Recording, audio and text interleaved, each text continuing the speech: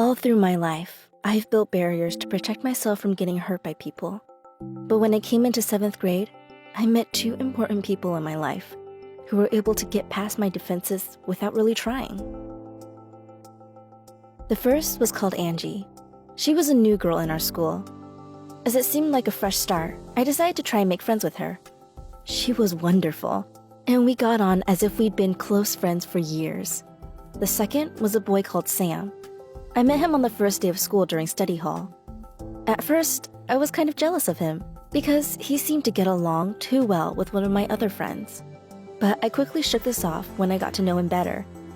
He was such a great guy, and so in tune with me that we soon became close.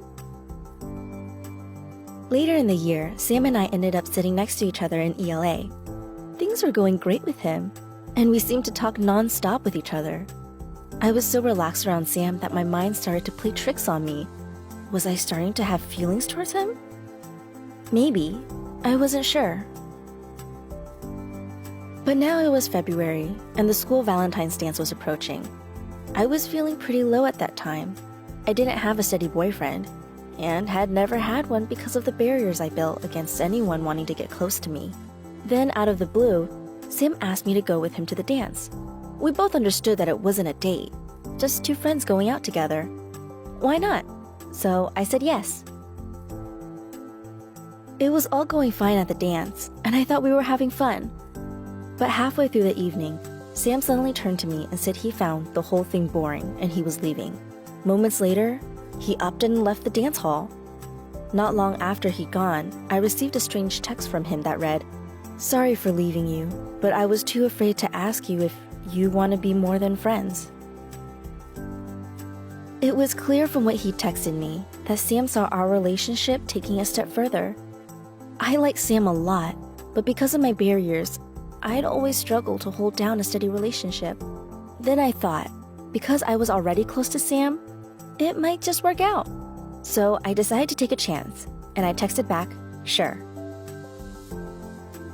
The next day, we talked over the phone for ages and got to know each other even better.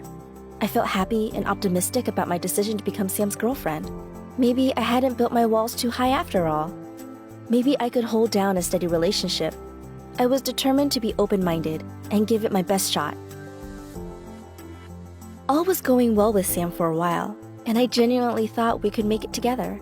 But then small doubts started to creep in. I began to think he only wanted to be with me so he could show everybody he had a girlfriend. And that apart from friendship, he didn't really have strong feelings for me at all. So I confronted him. "Are you just with me because you want to show people that you have a girlfriend?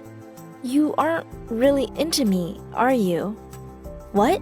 Come on, this is nonsense," he said. That night, I thought long and hard about my relationship with Sam. I knew it wasn't turning out to be what I expected and wasn't working for either of us.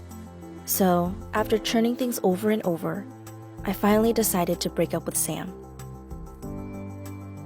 The next day, I tried to make our breakup as gentle as possible for Sam and said it wasn't his fault. It was down to me.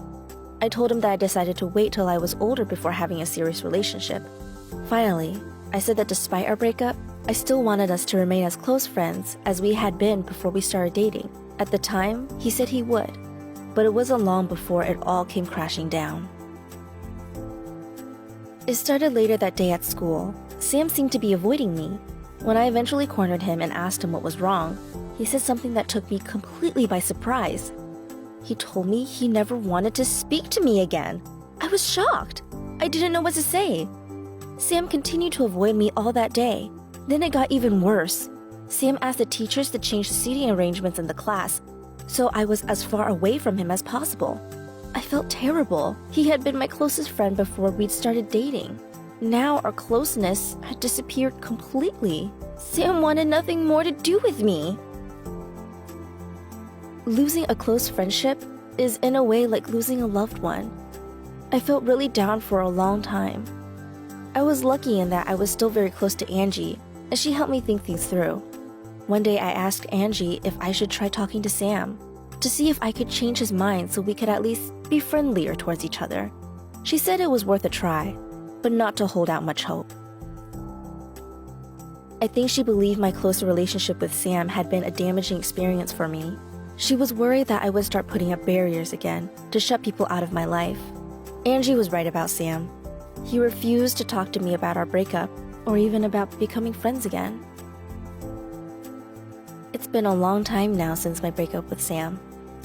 If I see him around, he can barely bring himself to say hi to me, and that's a shame. He was a close friend once, and I miss that. But Angie was wrong in her concerns about my relationships with people in the future. I know it's in my nature to keep my guard up and be cautious about new friendships and relationships, but having close friends is a wonderful thing. Maybe next time, though, I'll be more careful not to step over the boundary between being with someone who is important to me as a close friend and getting into a relationship with them. At least, not till I'm sure it's the right person for me.